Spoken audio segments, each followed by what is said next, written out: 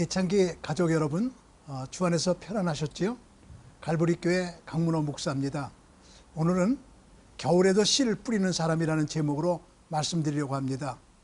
겨울에도 씨를 뿌리는 사람이 있다면 얼마나 어리석은 사람일까요? 그러나 그렇지 않습니다. 에스키모인에게 냉장고를 파는 사람이 진정한 세일즈맨입니다. 마찬가지로 겨울에 씨를 뿌리는 사람이 진정으로 씨를 뿌리는 사람입니다. 우선 이야기 하나 드리고 시작하려고 합니다. 이런 사람이 있었습니다. 54살입니다. 가정이 없습니다. 결혼도 하지 않아 독신입니다. 자녀도 없고 부모도 없고 친척도 없습니다. 공부도 하지 못했습니다. 중국집에 취직하여 오토바이를 타고 짜장면을 배달하는 배달원입니다. 한 달에 70만 원 받는 것이 고작입니다. 재산이 없이 겨우 한 명 누우면 꽉 차는 쪽방에서 혼자 잠만 자고 있었습니다. 이분을 계절로 말하면 봄일까요? 여름일까요? 가을일까요? 겨울일까요? 말할 것도 없이 겨울입니다. 인생의 겨울입니다. 그의 이름이 김유수입니다. 지난 9월 23일 중국집에서 짜장면, 우동을 배달하던 중 승용차와 충돌하여 병원에 실려갔습니다. 25일 만에 세상을 떠났습니다. 그런데 이명박 대통령과 김윤호 여사가 조문을 갔습니다. 나경원, 정동원 등 정계 거물들이 그의 장례에 참여하였습니다. 그의 죽음이 왜 온 국민의 관심을 끌은 것일까요? 이유가 있습니다. 그렇게 살면서도 매월 5만 원에서 10만 원을 어린이 재단을 통하여 소년소녀 가정을 도와주었습니다. 2006년부터 쉬지 않았습니다. 보험 4천만 원짜리도 들었습니다. 그리고 그가 죽으면 그 돈을 어린아이들에게 쓰라고 유언했습니다. 어린이 재단 후원 회장 최불암 님이 상주 역할을 맡아 장례를 주도하였습니다. 그의 영정 앞에는 그에게 도움을 받는 아이들이 애도하는 편지가 쌓여져 있었습니다. 희망을 가지고 당당하게 살라고 항상 격려하여 주시던 아저씨를 가슴에 묻고 평생 살아가겠습니다. 대통령 영부인 김윤호 여사가 영정 앞에서 말했습니다.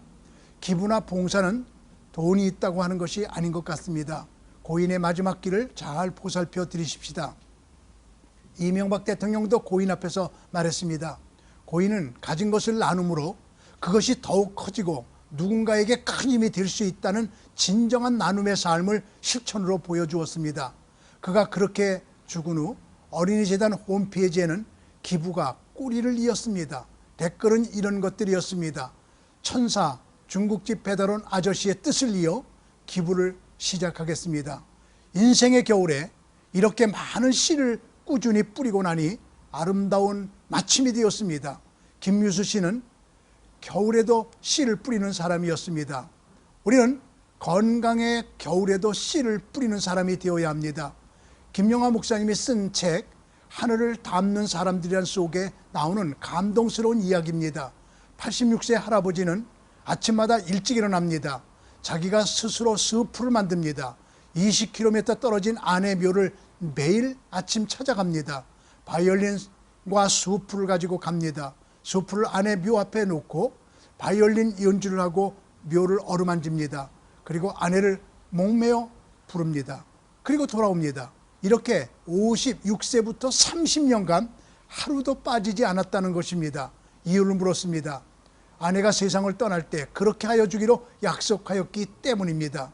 이 할아버지는 한 번 한다고 한 것은 죽기까지 지키겠다고 말했습니다. 아무리 86세가 되어도 그렇게 합니다. 이것이 건강의 비결이 되었습니다. 슬픔을 이기는 길이 되었습니다. 건강의 겨울에도 씨를 뿌려야 합니다. 몸이 편할수록 건강은 나빠집니다. 두 다리가 의사입니다. 우리는 나이의 겨울에도 씨를 뿌리는 사람이 되어야 합니다. 소년기가 인생의 봄이라면 청년기는 인생의 여름입니다. 장년기는 열매를 거두어 따는 인생의 가을입니다. 노년기는 인생의 겨울입니다. 세계 역사상 최대 업적의 35%는 60대에서 70대에 의하여 성취되었다는 통계가 있습니다. 그리고 23%는 70세에서 80세 사람들에 의하여 완성이 되었습니다.